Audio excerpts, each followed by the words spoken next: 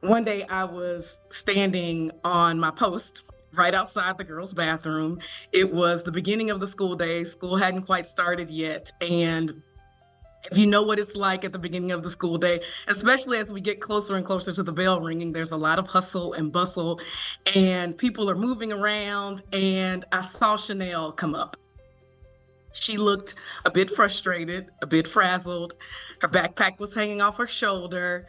She was rushing, trying to get to class on time. And I said, "Hey, Chanel, how are you?" And usually students will say things like fine, or they won't say anything. They'll just keep walking. But Chanel began to pour her heart out. She said, "I don't like my clothes today. My hair is a mess. My brother got on my nerves. My sister said this." I said, "Okay, it's okay. Take a deep breath and come to my classroom. Let's have a little chat." And on this day, it was a time when I didn't have any students in the room first thing in the morning.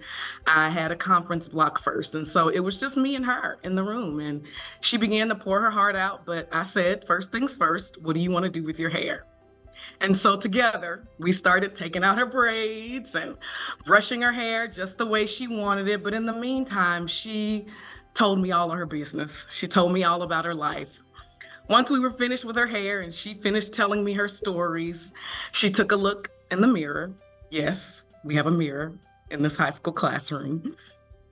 And she all of a sudden had a whole different countenance. She stood up a little straighter, her shoulders back a little further, and she was a little more confident.